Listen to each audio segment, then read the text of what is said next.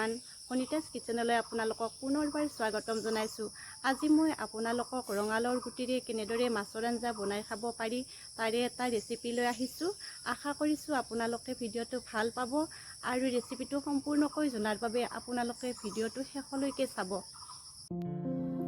ৰঙালাওৰ গুটিৰে মাছৰ আঞ্জা বনাবৰ বাবে প্ৰথমতে ৰঙালাওটো এনেদৰে কাটি ল'ব লাগে। তাৰ পিছত ভিতৰৰ গুটিবিলাক উলিয়াই ল'ব লাগে।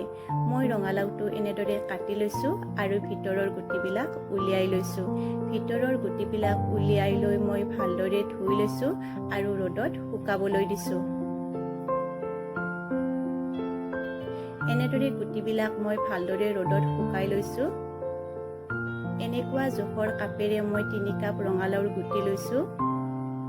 এতিয়া এইখিনি মিক্সিত ভালদৰে গুড়ি কৰি ল'ম। গুড়ি হোৱাৰ পিছত মই ইয়াত পানী দি দিছোঁ আৰু ভালদৰে মিহি কৰি ল'ম। এতিয়া এইখিনি ভালদৰে মই চেকি ল'ম। ৰঙালাওৰ গুটিখিনি যিহেতু বাকলিৰে সৈতে মই গুড়ি কৰিবলৈ দিছিলোঁ, গতিকে এইখিনি ভালদৰে চেকি ল'ব লাগিব, নহ'লে খাবলৈ ভাল নালাগিব। এনেদৰে এইখিনি মই চেকি লৈছোঁ। এতিয়া মই মছলা তৈয়াৰ কৰিম। ইয়াত মই বেছি মছলা ব্যৱহাৰ কৰা নাই, মাত্ৰ জিৰা, আদা আৰু নহৰু ব্যৱহাৰ কৰিছোঁ।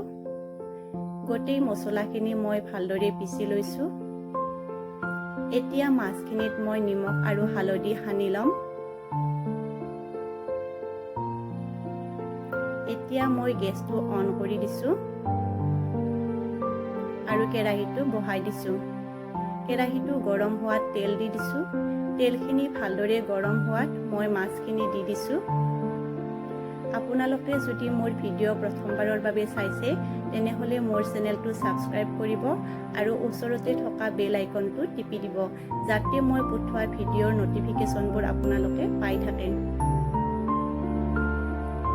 এতিয়া মাছখিনি মই ওলটাই দিম। আঞ্জাত দিয়া মাছ বেছিকৈ ভাজিব নালাগে। এনেদৰে মই গোটেইখিনি মাছ ভালদৰে ওলটাই দিছোঁ।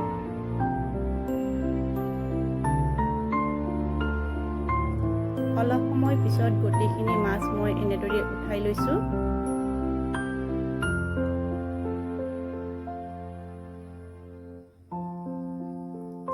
এয়া মোৰ মাছ ভজা হৈ গ'ল।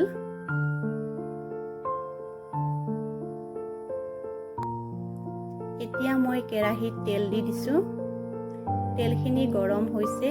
ইয়াতে শুকান জলকীয়া দি দিছোঁ, লগতে দি দিছোঁ পিঁয়াজ আৰু এইখিনি ভালদৰে লৰাই দিছোঁ।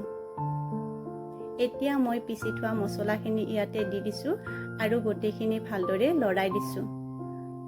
গোটেইখিনি অলপ ৰঙচুৱা হোৱালৈকে ভাজিছোঁ। এতিয়া মই মিহি কৰি থোৱা ৰঙালাওৰ গুটিখিনি ইয়াতে দি দিছোঁ আৰু এইখিনি ভালদৰে লৰাই দিছোঁ। এতিয়া ইয়াতে মই নিমখ আৰু হালধি দি দিছোঁ। ভালদৰে লৰাই দি কিছু সময় মই উতলিবলৈ দিছোঁ। এনেকৈ উতলাৰ পিছত মই ভালদৰে লৰাই দিছোঁ আৰু ভাজি থোৱা মাছখিনি ইয়াতে দি দিছোঁ।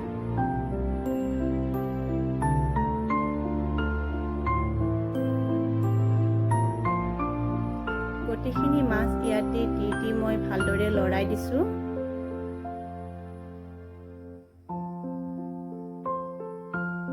আৰু কিছু সময় ঢাকনি মাৰি উতলিবলৈ দিছোঁ।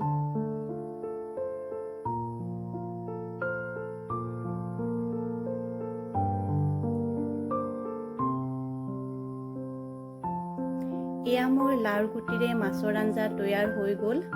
এনেকৈ আপোনালোকেও বনাই খাই চাবচোন, খাবলৈ বিৰাটেই টেষ্টি হয়। আৰু ভিডিঅ'টো কেনে লাগে আপোনালোকে মোক কমেণ্ট কৰি জনাব। যদি ভিডিঅ'টো আপোনালোকৰ ভাল লাগে তেনেহ'লে শ্বেয়াৰ কৰিব। ভিডিঅ'টো শেষলৈকে চোৱাৰ বাবে ধন্যবাদ।